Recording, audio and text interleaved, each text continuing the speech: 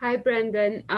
If I promote you to co-host, um, are you familiar with letting attendees in? I believe so.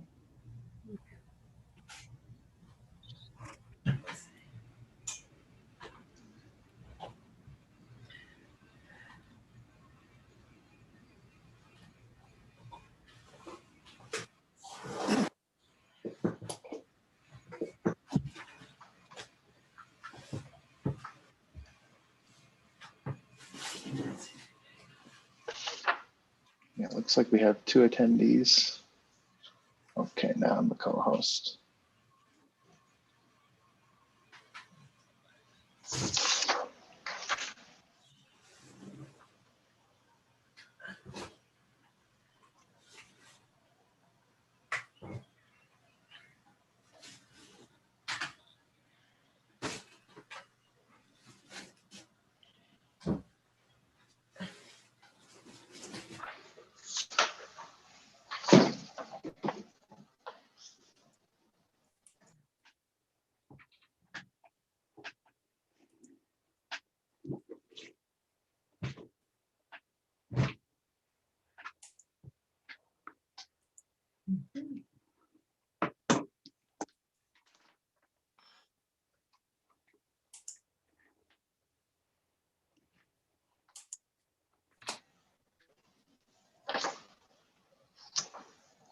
Well, good evening, everyone. It's 6 o'clock.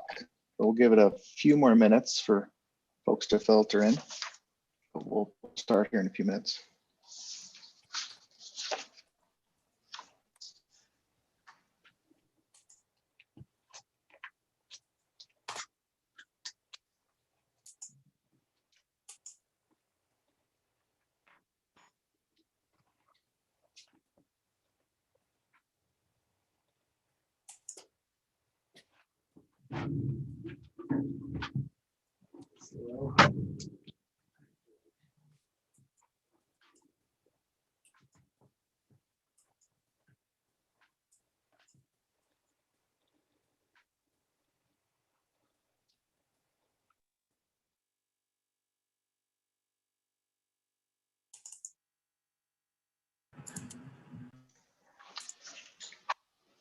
Okay.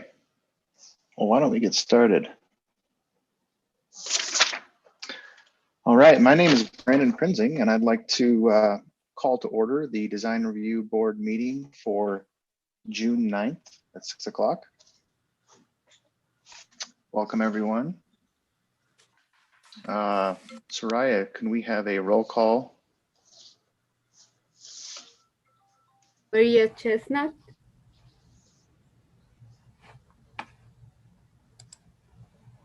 Is absent. Heather McMillan? Here. Brian Top? Present. Ryan Smith? Here. Levi Tain? Also here. Brandon Prinzing? Here. Karen Slobot? Here. Don Briggs? Here.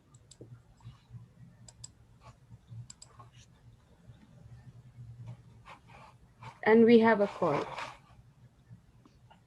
All right, great. Thanks, Soraya. I do have a little script I need to read here. Thanks for joining our meeting, being held by Zoom webinar. When I call for public comment, please use the raise/lower hand feature to let me know you wish to be recognized. Our host will allow you to talk, and you'll need to unmute your mic. If you have joined us by phone today, you can raise and lower your hand by pressing *9 and mute and unmute using *6. If you are participating by phone, I'll call on you by reading the last 4 digits of your phone number. If you are participating by computer, I'll call the name that was listed when you entered our webinar. And I see that Chris Haskell wanted to be let in, and I believe he's on the docket tonight, so I let you in, Chris. Yeah, and thank you. Anyone else would like to to be let in, just please raise your hand. But yeah, so looking at our agenda here, let's see. We need to approval of minutes. Does anyone have any comments on our minutes from last time?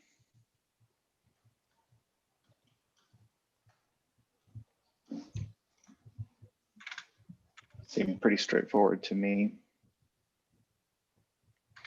So if no one has comments about the minutes last time, could I get a motion on approving the minutes, please? Make a motion that we approve the minutes. Thank you, Donald. Can I have a second? I'll second that. Ryan, thank you for the second. Minutes are approved from April 14th, 2021.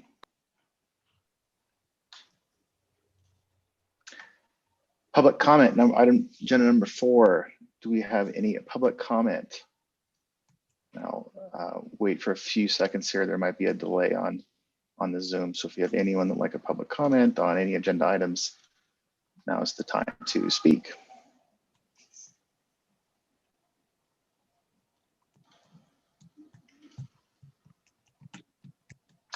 Okay, seeing none. Oh, I see Maria has joined us. I'm going to promote you, Maria, so we can see you as a board member here. Welcome, Maria. Okay, item number 5, staff announcements. Do we have any staff announcements, Soraya or Spencer? Not at this time. We don't have any DRB projects in the hopper that I know of, so it might be a quiet month next Summer. month. Yeah. So Sounds good. I did answer a question about a sign, and so there may be a project coming, but they haven't submitted for DRB. So likely next month we won't be seeing something, but we'll keep you updated as those come in. So cool. Thanks, Spencer. Okay, item number 6, public hearings. Spencer, take it away.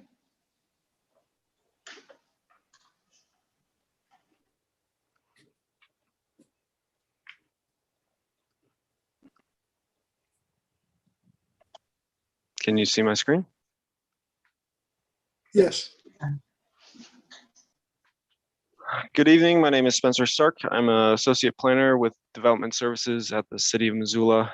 Before you today is a comprehensive sign package request for the YWCA at 1800 South 3rd Street. A little background on comprehensive sign packages. DRB is authorized to approve sign packages when one or more signs, proposed signs, are not in strict compliance with the Title 20 sign code. The YWCA building is located at 1800 South 3rd Street West and is north of and adjacent to South 3rd Street West and west of South Cap. It is located in the Community Commercial C14 Zone District and in the Design Excellence Corridor Typology 2 overlay. And is adjacent to a mixture of residential multi-dwelling zone districts, business districts, and other commercial districts. Our Missoula growth policy designates this area as a community mixed use land use area, which emphasizes a broad range of functions, including retail, education, financial institutions, professional and personal services, offices, residences, and general service activities. The parcel is adjacent to, or the district is adjacent to, residential medium high to the north and residential high land use designations to the south. The applicable Title 20 sign codes are Title 20, Section 2075-060.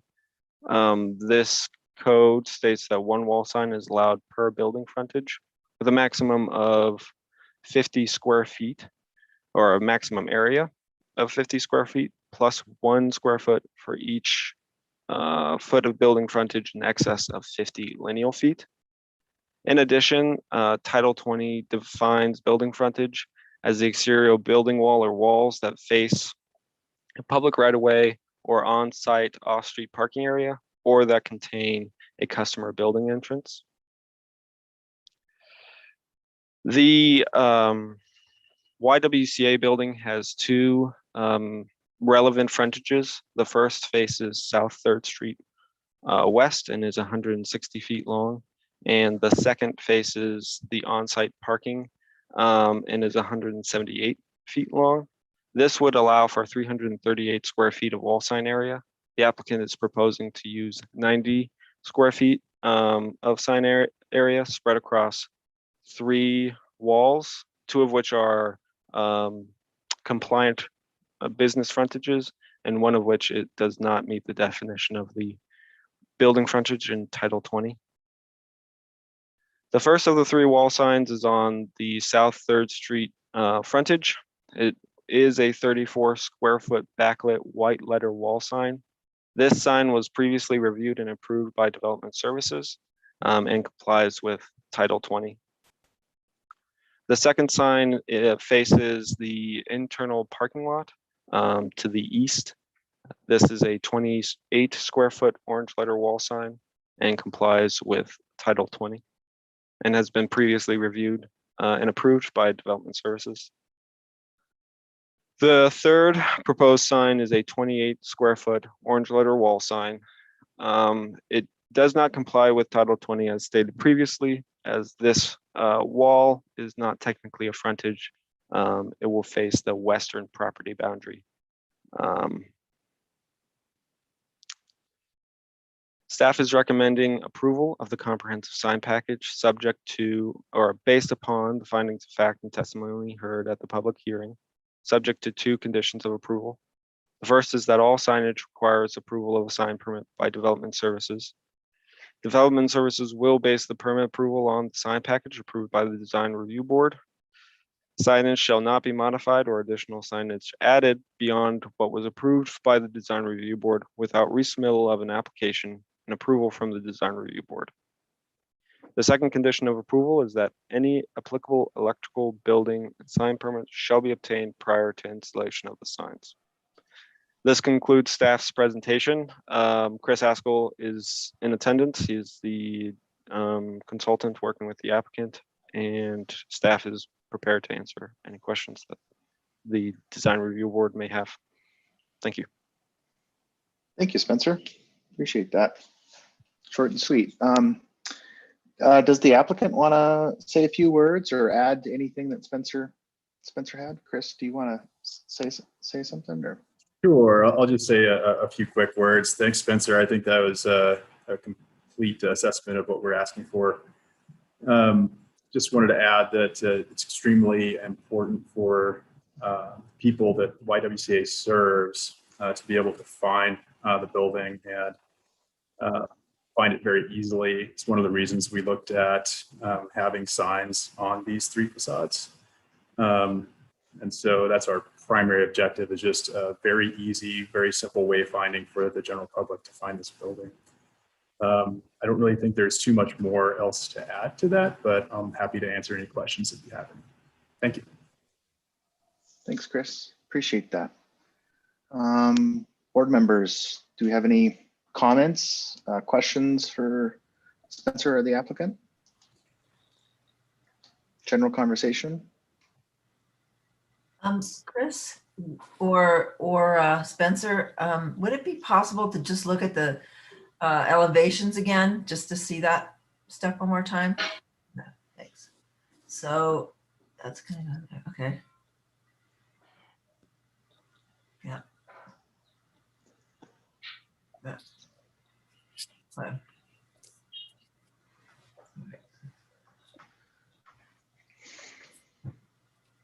Karen, I don't know if you were going to ask anything additional, but I will comment that I happen to be aware of the complexities of the programming of this building, and wayfinding is critical. And I'm also a neighbor. I walk out my side door and I can see that front facade. So I appreciate the design and the kind of importance of the project, but the wayfinding for how that building functions is important. So I don't have any issues with what's presented. And I do think that was the primary goal of any variances that were proposed. Yeah, thanks, Heather. Yeah. Good points. Yeah, at first, when you started describing the project, I didn't realize that I knew where it was and what it was. So I wanted to see it again once I remembered what we're talking about. And yeah, I think the wayfinding works well and the signage works well with that design. Mhm. Brandon, I just had a quick question. I clearly had nothing to do with the sign package, but did work on this building. Is there a level of conflict of interest that is, and if we have a quorum without me, then that's perfect. I'll just. That's a very good question, Maria. Not And quite sure I'm that. done with this at this point, but. Typically in my experience, and it's pretty limited, but if your contract hadn't been settled fully, then that would be an issue. But the fact that your work with the project is concluded, then I don't think there would be a conflict of interest. But if we do have enough for you to abstain from a vote, then that's probably the safest option. But if we need your vote to have a full quorum, then I don't Do you really know see. if we do? I'm just not certain what a quorum is in this committee. Yeah, we have 4 voting members, so we have a quorum. Okay, perfect. Well, then, So I would second question. Spencer's comment on that and probably abstain, Maria. Perfect. Just because. Why not? Yeah. Right. Something that jumped out to me and that I appreciate from the applicant's point of view is the 338 square feet allowed, but only 90 feet used. So I think that for me goes a long way in being a positive thing. So I certainly think that it's a successful design. And one question: what's the neighbor to the west? What is right adjacent to the west? I'm trying to remember what I building believe or it's property. a horticultural use, tree removal service, and Okay. they do have some. That's right. Plants. Stable tree. It's Marchie's nursery, so that Right, it's retail space, and right adjacent to where we're actually putting that sign is their parking area. So there's clear visibility from the street, from actually quite a ways down 3rd Street to where we're wanting to locate that sign. And I'll add the use on the other side, holistic cannery and that, and I cannot remember the name, the doggy daycare. The parking is you need the signage to be clear. That parking is associated with this building. I think the signage helps with that. And so I do think it's done sensitively for that reason as well.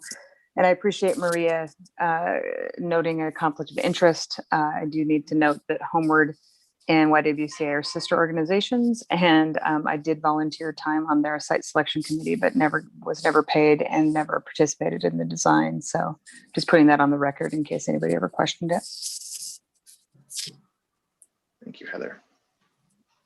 We're very legit tonight. It's getting it all out in the open. Well, we're also community oriented, Brandon. Yeah. I did have a question too. So the front sign's backlit, but the side signs, are they not backlit? They are not backlit, and they actually are not lit at all. Okay. I had a question as well. On the elevation, it shows kind of a window sign, I guess, on the glass on the door. Is that, I don't see it in the actual built picture, but it's kind of hard to see. Would that be considered part of the comprehensive sign package at some point if it was to be installed or to be desired there? yes, all signs within on-site are considered part of a sign package. So any signs that would be added to the site after would have to get design review board's approval. If Chris is aware of any sign that they would like to add on to that window at this time, then perhaps we could bundle that into your approval, so that they wouldn't have to revisit this group to Okay. amend the sign package.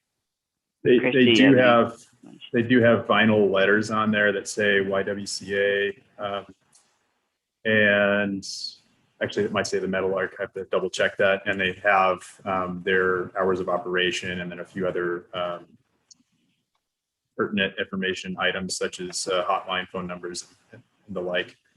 All pretty small vinyl letters that are stuck directly to the glass there.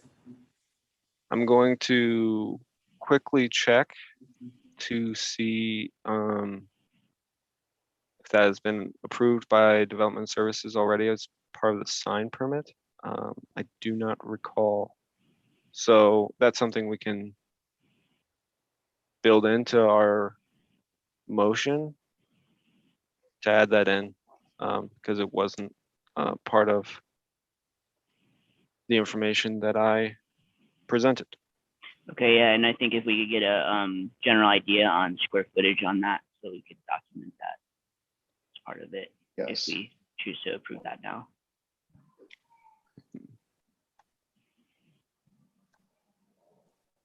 If you give me just a few minutes, I could probably get you a pretty accurate Sure. square footage on it.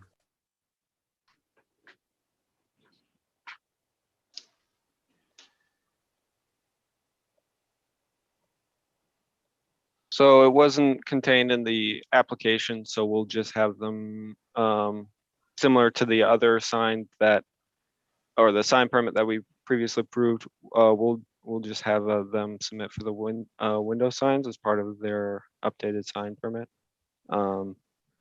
And Chris can provide us with those dimensions. To comply with our regulations, it just has to be within, it can't take up more than 30% of the window area that of the pane that it is on. Most window signs are, especially if it's hours of operation and some letters, it's typically well within that. And if it exceeds that, then we can perhaps approve that also at this time. So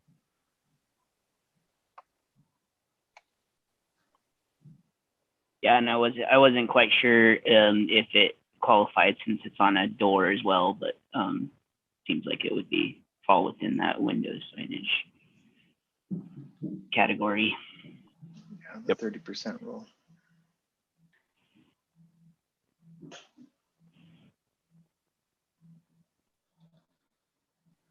While Chris is looking that up, does anyone else? Ryan, Levi, Donald, anyone else have comments? If not, Yeah, that's sure. fine I too. got sure, I don't Levi. personally object to the sign being proposed at all, but if it's not compliant with our regulations, like what are our conditions of approval? Is there any concessions being made, or how do we be careful about the precedent that we're establishing? So historically, I can answer this question, Brandon, if you would prefer.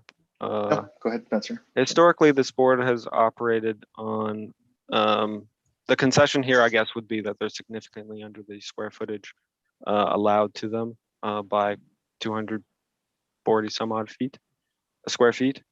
So the impact of these signs on the frontages where we would allow them is significantly reduced, and it's part of that placing of the sign on a frontage or a wall that's not explicitly allowed in Title 20. Overall, the sign area overall is greatly reduced, and the intent of the code is to look at the visual impacts, and so the visual impacts are reduced as well, with the area being square footage being reduced of the signs. A little ramble of an answer, but I think that was well said, Spencer, is that it's our job to kind of look at each project on a case-by-case basis. And, you know, it's my opinion that the Chris and his firm, MMW, has gone through the effort to create a visual impact, create a visual identity that is attractive and far below the allowed square footage. And so, you know, I kind of look at the east and west signs more or less the same, even though the one at the east is technically meeting the Title 20 requirements. The one at the west seems to be needed as far as a wayfinding sign. So, you know, we look at it as a collective whole, as a board, and see if you know, we can make a judgment call based on the you know, the report. And I think it's also important for us to listen to staff's recommendation, and staff recommends approval, so we get a chance to kind of chime in. So yeah, interested to kind of see what you think, Levi, on this particular proposal. Yeah, I think the staying underneath the allowable area makes a lot of sense. It's got a lot of legs. I mean, just take a step back though and look at it holistically. You know, I'd love to hear from the architect on why this is necessary. You know, it's like you can say, well, we need signage so that it's very clear where it is, but having driven by this building, you know, you have this giant orange beacon right in the middle that's very clearly identified. And I'm having a hard time understanding who would be approaching this building, looking for the building, that wouldn't be able to find it, and how the signage would actually achieve that. You know, it's not, again, I have nothing against the actual sign that they're proposing as well. It's like, let's just try and present a holistic reason why we should make an exception right now. Yeah, so I guess I can speak a little bit more towards that. Just as part of this program, there are, you know, families that are temporarily homeless. There is a domestic violence shelter in here. People that are, you know, abused or come from different abusive relationships, different scenarios. And so as part of what we worked with the YWCA on is to make sure that this building was, one, very easy to find, two, safe, and three, just provides a welcoming environment for these people. And also the staff that work there and the volunteers that come in, but primarily for, you know, people that are potentially out on the streets or coming from a pretty tough situation. It was an impression made upon us that they wanted to make sure that this was visible, that we had signage that really made the location easy to find. And I agree, it's, you know, you got a big orange facade out there, and there's signage on the other side of the building. But again, as you're driving down the road, coming from the west side of 3rd Street, I could see how someone could pass it up without potentially seeing that the Meadowlark on the front or YWCA on the other side of the building. And so it's just another way to provide that, hey, here's the beacon, you know, stop here.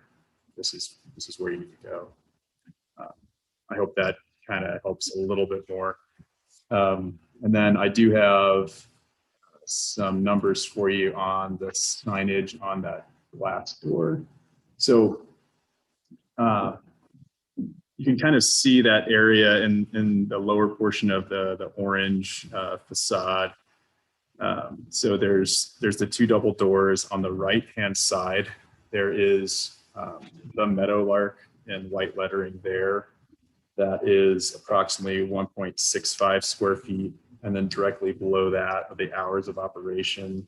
It's approximately 0.75 square feet, giving 2.35 square feet on a approximately 14.5 square foot door, which would give us approximately 16% on that particular pane of glass. And then to the left of the left leaf of the door, they also have some signage that's going on there that are hotlines to call if someone tries to get there after hours and no one can let them in. There's numbers for the domestic violence and also for the family housing center. And those both equal about a square foot. And that pane of glass is pretty large. So I don't think we're getting anywhere near a 30% on those.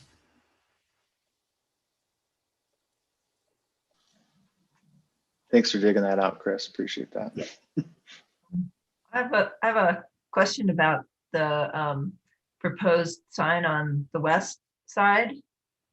We could go to that picture.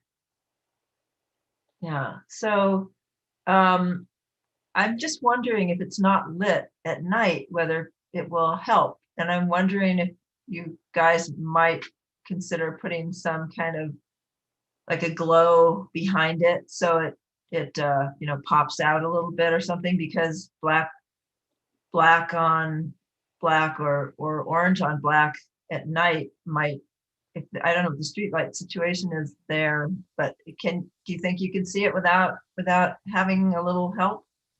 I think with the street lighting, you can see it. Yeah, I haven't actually driven by that side at night here recently, but I would imagine that street lights would help to allow you to find that. And primarily, you know, people who are coming to the program, we're going to be coming during the day as well. If they're coming at night, it's because they're already a resident and they'll know where they're going.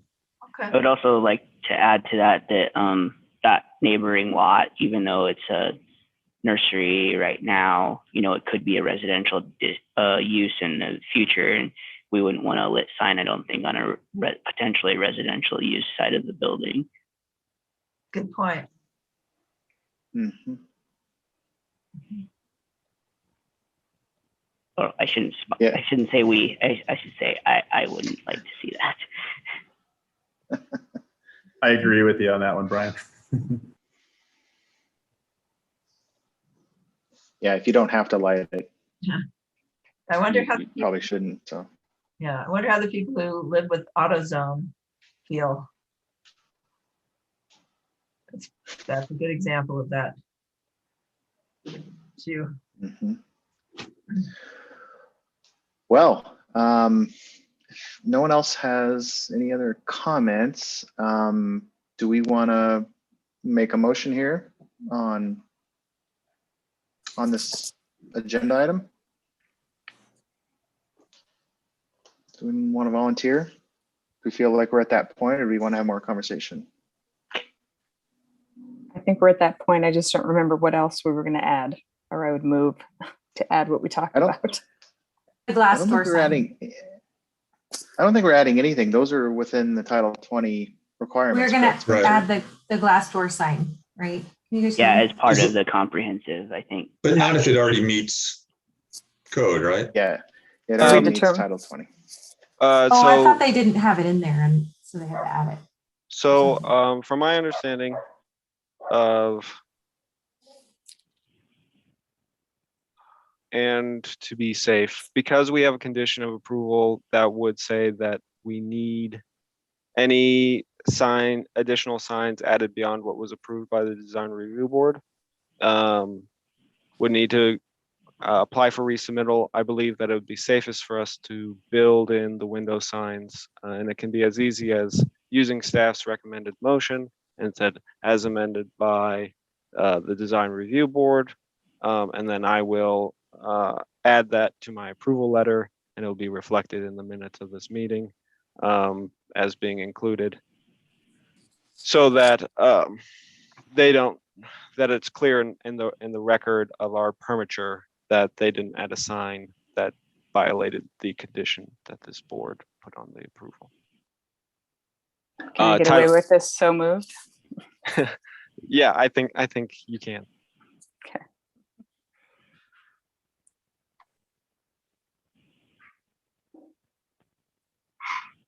Is there a second? So, is there a second?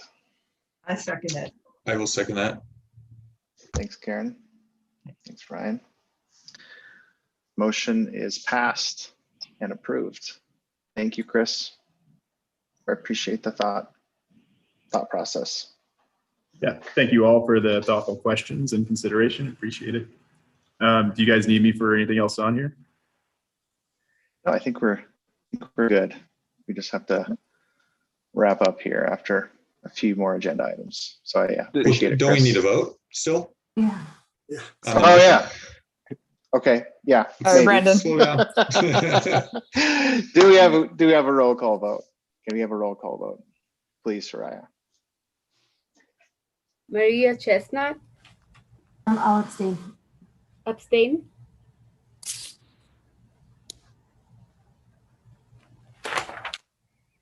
Heather McFadden, Yes.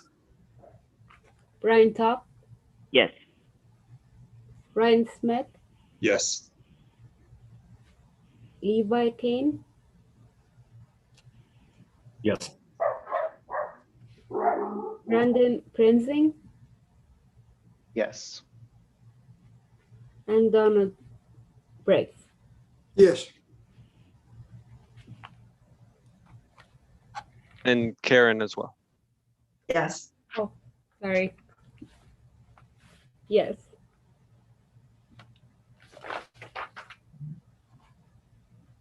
Thank you, Soraya. Motion passes now. Thanks, everybody. Have a good night. Yeah. Thanks, Chris. All right. Item number 7 and 8, old or new business. Does staff have any old or new business?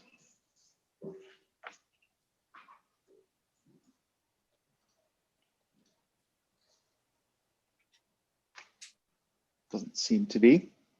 I do not All right. know. Okay, thanks, Spencer. Comments from board members before we adjourn?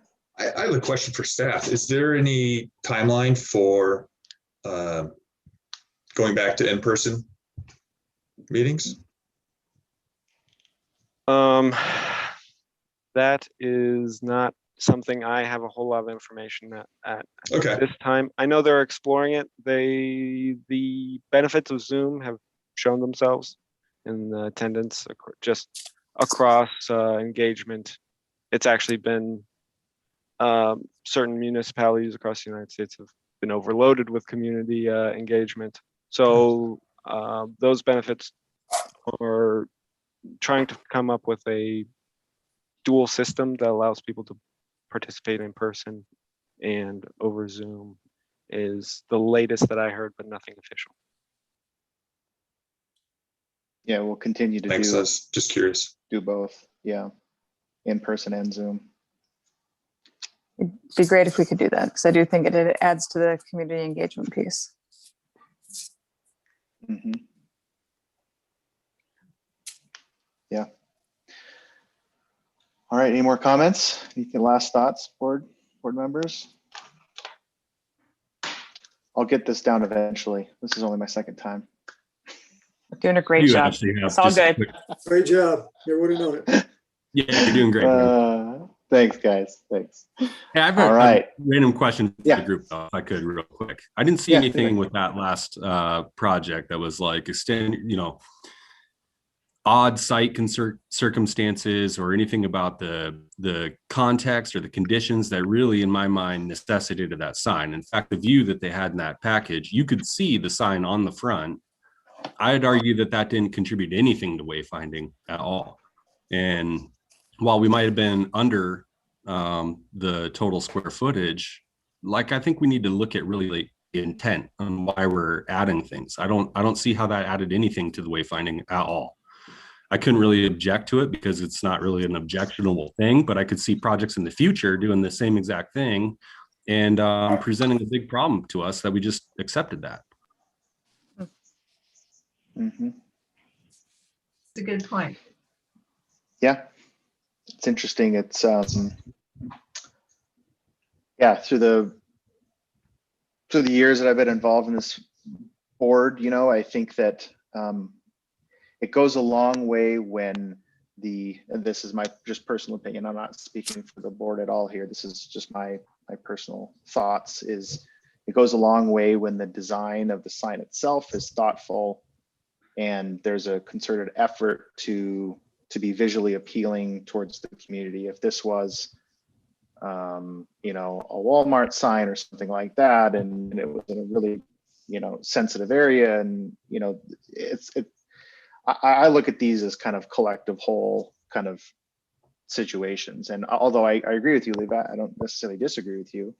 The signs themselves were small and tastefully done and not lit, like Brian said, to a neighboring property. And so, you know, we have to be, not careful is not the right word, but we have to kind of think holistically about each one of these and how they might impact our, you know, the community. So it's a great point. We've struggled, I think not struggled, but we've kind of asked ourselves these questions through the years, and yeah, you kind of have to make a judgment call, and that's what staff is asking us to do, because it doesn't meet the letter of the code, and we have to respond with an answer. I would actually argue that it did add for wayfinding, Levi, because on the front it just said the Meadowlark, and on the side it did say YWCA, which it didn't say on the front. And the wayfinding of the people looking for this, they might not know the name of the building, but they would know that it's the YWCA. And so that's where my argument would come. And if they were to just flip that sign around and put it on the front of the building, we wouldn't even be having this discussion. So that's part of my, that would be part of my argument. Literally. Yeah, I would agree with that. And I think you have to think about the pedestrian too, you know, and that would come into play, or a bicyclist or something as well in that situation. I think too, you might not actually see the Meadowlark in that case right away or whatever. But yeah, I think it added a little bit to it personally, but. I might have oversimplified when I just said wayfinding. I mean, the programming of that building, only because I know what it is very complex and intentionally isolates certain populations from another for protective reasons. And so the YWCA's office is there, and so that kind of clarifies where that is. But then they've taken programmatically something that we used to hide within the community for safe houses and bringing it to this location. And so I don't think we could see that in the whole package as we were thinking about it, but that's kind of what I was thinking, is that there's identifiers so that certain people know where to go in certain conditions. And I mean, it's not as clear as, say, was it the Lark? No, it's not the Lark. That's what's in Bozeman. That hotel downtown, that was very clear. The Wren, thank you. That was very clear wayfinding and pretty obvious, but I don't know. There are 3 or 4 very distinct programs within the building, and those who need to know it. And I don't know if that helps with it at all, but I don't disagree that wasn't that clear about the wayfinding, but it's a good discussion to be really thoughtful about that for precedent wise.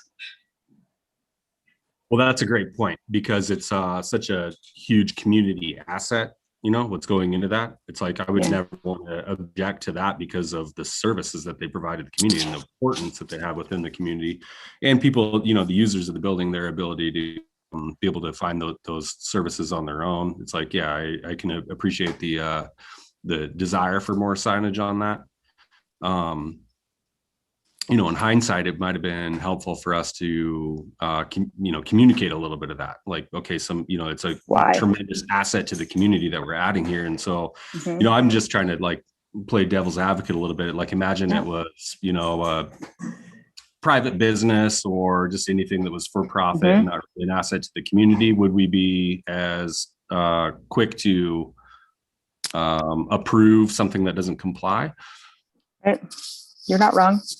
And you could have made a pretty healthy case as to the why behind all that, right? I mean, like, document it and put it on the record. And maybe that's what we should ask as the applicants. And Haskell, I don't remember his first name. He talked about it. He touched on Chris. it. And only Chris, I knew what he was talking about, but he didn't give a lot of detail, right? And I don't know if he had to, but you're right. It would be good to have that, make the case as to why. And then you'd have those litmus if it was a box store that was just doing it because they wanted more signage. I mean, the variation by why we might say no would be there was not a community benefit or something tangible like that.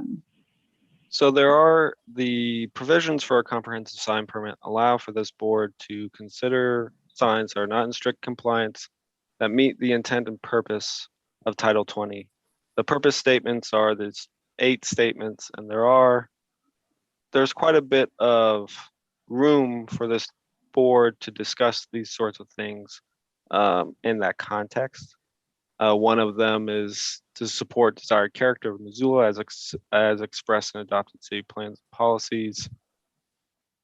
And then there are other site-specific things about the attractiveness of the overall site and sign layout. And if for whatever reason a sign were to come before this board that was, by consensus deemed not appropriate for the site, not attractive or within the desired characteristics of the area, then that would be a impetus for the board to have a discussion about denying the request.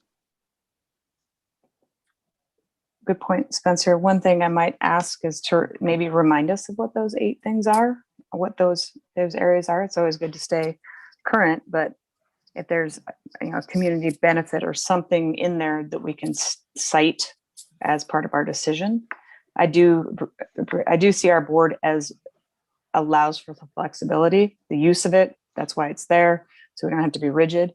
But like if we can cite some of those things that are behind why we would make a decision, it might be more substantial.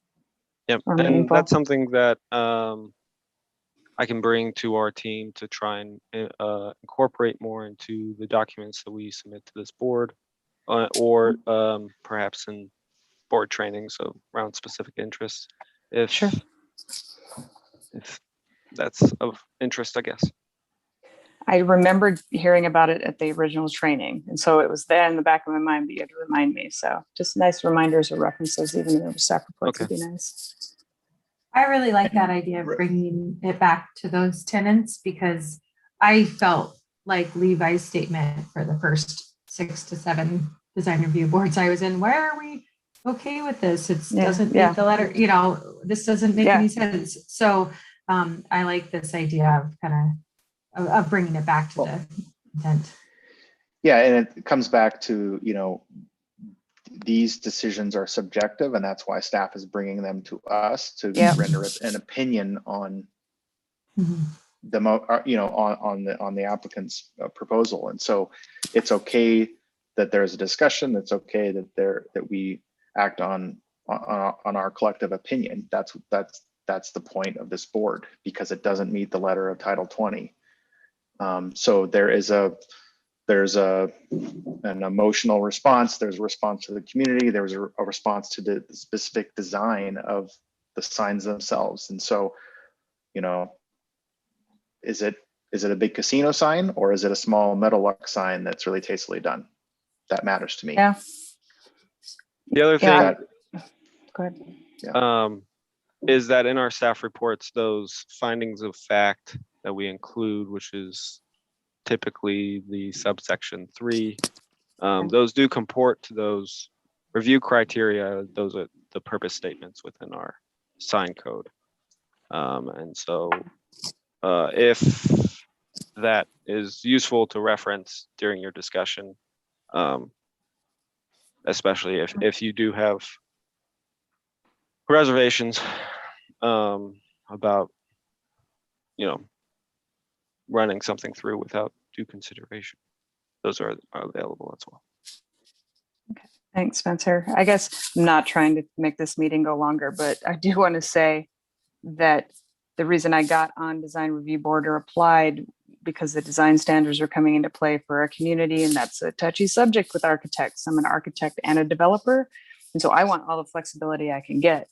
But when we were making these decisions, to your point, Levi, it can't be made in a vacuum. And I think that's what frustrates the general community and developers. And there's some of this if it's just ambiguous. And if we have some framework or these more integrated discussions as to why, we can have that subjectivity, but at least with a path that's open that's not just an open canvas, I guess. I don't know if I'm saying that right, but I just want to find that balance between with the letter of the law and the availability to do things on a, when you put together a package, you can propose it. And if it makes sense and the whys and it's a community benefit, or it's a better overall solution that couldn't be dictated by the box of Title 20. Just some predictability, or at least I think the whys help that people will understand it and trust coming to the board as opposed to hearing it. I mean, for me, what goes a long way is a good faith effort on the applicant's part, both number one, from a design standpoint and what the sign looks like and how it interacts, and just a complete application and the way they talk about it. And so all those kind of play a part for me in consideration, is that you can really tell when an applicant is frustrated with having to do this and go through the motions, and then the application is maybe a little bit sloppy, and then you can tell when something's well put together and there's some thought, and at least there's a good faith effort to do something quality for the community. You can really tell the difference in those two applicants immediately when they come before us. And so I think that should weigh at least partly on our decision-making process is where that lies. Just want to add, are you guys have more to say on that? Because I have another. No, go ahead, Karen. The design that they were presenting with the Meadowlark signage on the front, that to me was about the right size. If it was larger than that, it would have been not good. To me, that kind of brings up the idea that we may have some signs in the community that are really larger than they need to be, and maybe there's an opportunity to look at the dimensions that we're using as our guidelines for the for what's acceptable. I know that the trend is in different cities to do less large signs, and so just wanted to throw that out there as an idea for thinking about that for the future, what we do here. I know that there's reasons to do large ones for big box stores to a degree, but that visually there's a good size, and then there's a huge size, and we can possibly look at that in the future. Just because you can do it that big doesn't mean you should do it that big. Yep. Yeah, and it doesn't serve anything. So we would have to, as a community, amend the Title 20 code, which is outside of our responsibilities. So, but I agree with you, Karen. I agree with you. I don't disagree. So, okay. Anybody else? Conversation. 6:50. Probably all want dinner. All right. Well, then I will adjourn the Design Review Board meeting for Wednesday, June 9th. Thanks, everyone. Thanks. Thank you. everyone. Thank you. Bye. Thank you.